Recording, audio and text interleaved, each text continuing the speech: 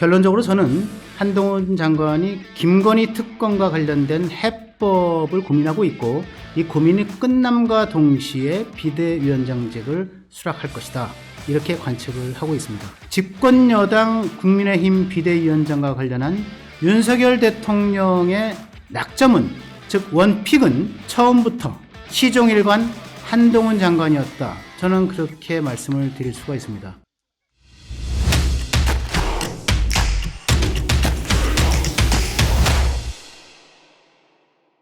안녕하세요. 12월 19일 화요일 허민의 뉴스쇼 시간이 돌아왔습니다. 날씨가 굉장히 추워졌습니다. 아마 이번 추위가 주말까지는 계속될 것 같습니다.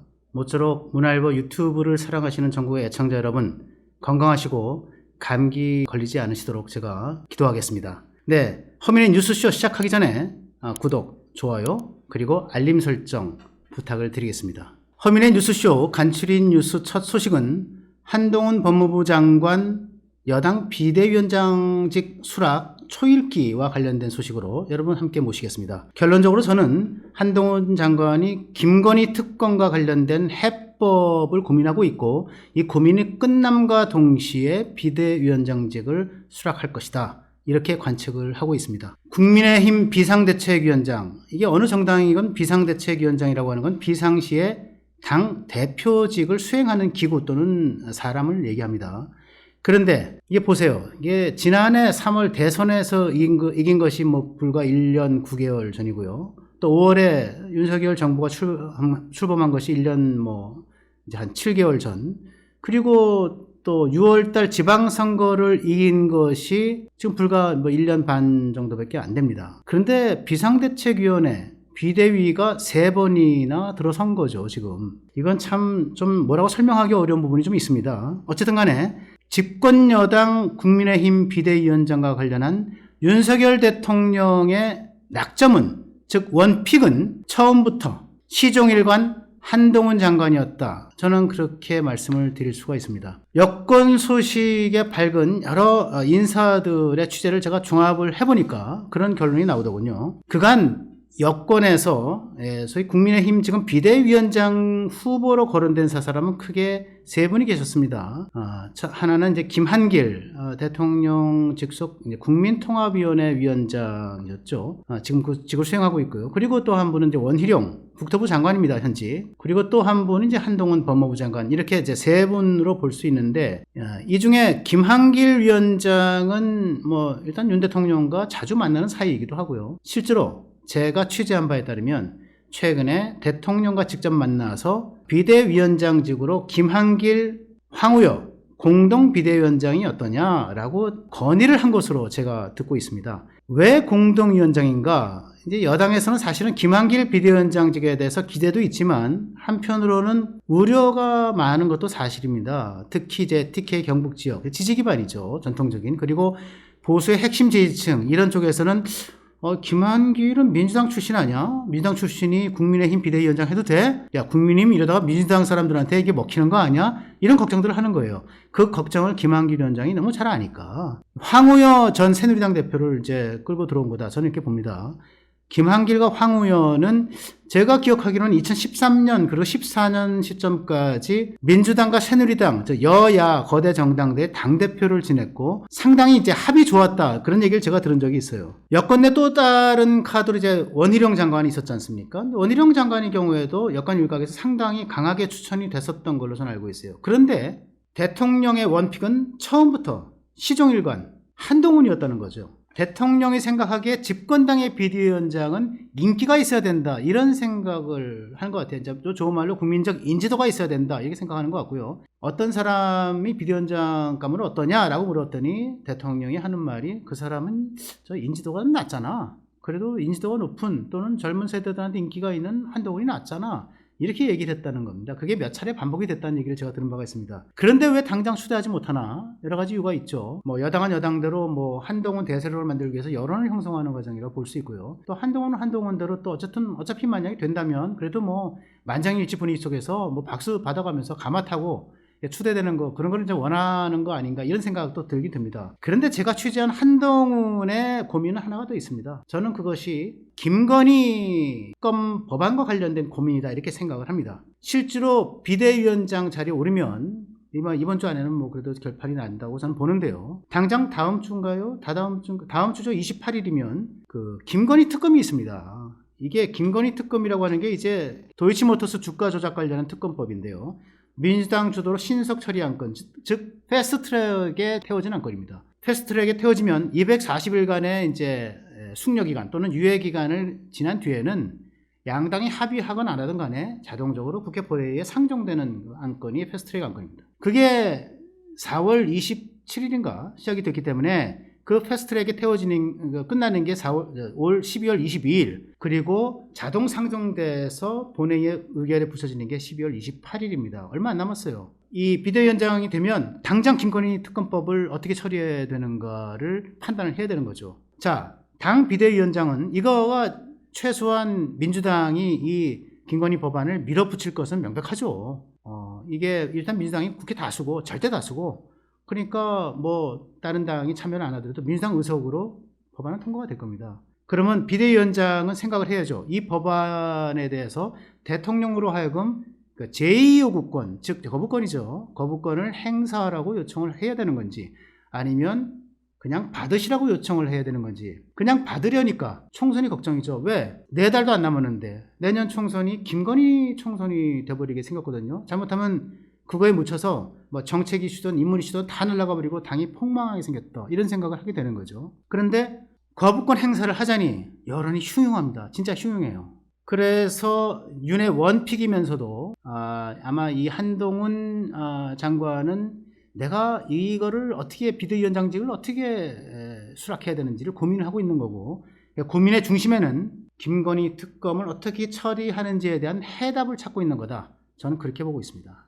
네, 다음 주제는 민주당의 속일 수 없는 범죄 유전자라는 제목으로 여러분과 함께 공유를 좀 하겠습니다. 이재명 당대표는 여러분 잘 아시다시피 계속되는 수사와 재판 속에서 사법 리스크를 지고 있죠. 이재명의 측근들 중에는 지금 총선에 출마하겠다고 나선 사람들 중에 고문치사 경험이 있는 사람, 성추행 경험이 있는 사람, 심지어는 어저께 계속 보도가 됐는데 보복 운전을 한 당 상근 부대변인 이런 사람들이 있어요. 정말 민주당의 이게 범죄 유전자는 속일 수 없는 건지 그런 걱정이 듭니다. 이경이라는 사람입니다. 민주당의 상근 부대변인이에요. 지금 자료 화면이 나오는데 여러분 잘 보세요. 저분이 법원이 보복운전을 한 혐의로 벌금 500만 원을 선고받은 사람입니다. 서울 남부지법이 이경에게 적용한 혐의는 특수 협박인데요. 판결문에 따르면 이 부대변인은 2021년 11월 12일 오후 10시쯤에 서울 영등포구 한 도로에서 승용차를 몰고 가다 옆 차로에 있는 A씨 차량에 앞으로 끼어들었다고 합니다. 뒤에서 A씨가 이제 경적을 울리고 뭐 이렇게 조금 상형등을 작동하니까 불만을 품고 그 차량 바로 앞에서 수호에 걸쳐서 급제동을 했다는 거죠. 그래서 이 피해 차량이 또 옆 차로로 이동하니까 따라가서 다시 그 앞으로 끼어들어서 급제동을 또 수차례 반복했다는 겁니다. 그런데 경찰 조사 때 이경 부대변인은 내가 직접 운전한 게 아니다. 대리운전 기사가 운전하는 차량에 탑승했다. 그런데 나는 대리운전자가 운전하고 나서 금방 잠이 들어서 이 양반이 보복운전을 했는지 급제동을 했는지 모른다. 이렇게 얘기를 했다는 거예요. 그런데 금방 탄로가 났죠. 거짓말이. 또 있습니다. 고문치사 사건으로 유죄 판결을 받았던 친명 인사가 예비 후보로 등록을 했어요. 정의찬입니다.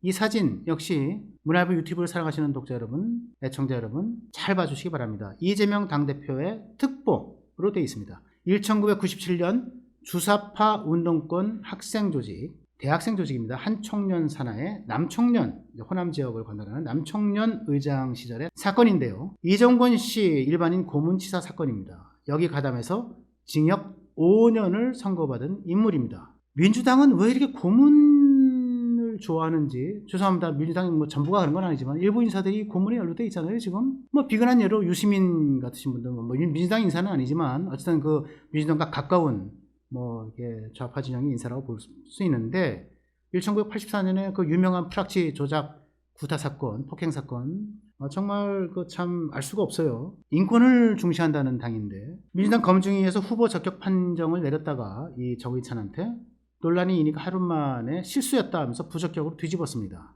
근데 정의찬은 내가 사면복권을 받았는데 아무 문제가 없다 이러면서 이의 신청을 했다고 합니다. 또 있어요. 이재명 친위 조직인 더민주혁신회의라고 있습니다. 거기 사무총장을 맡아서 전국 조직을 꾸린 인물 강위원. 네, 우리 애청자 여러분 크게 봐주시기 바랍니다. 이 사람 역시 당대표 특보입니다. 강 의원은 2018년 지방선거에서 광주 광산구청장 선거 출마를 예고했다가 과거 성추행 사건이 불거져서 출마를 포기했던 인물이에요. 그런데 내년 총선 광주 서구갑 출마를 또 선언한 겁니다. 성추행으로 과거에 선거를 포기했던 인물이 말이죠.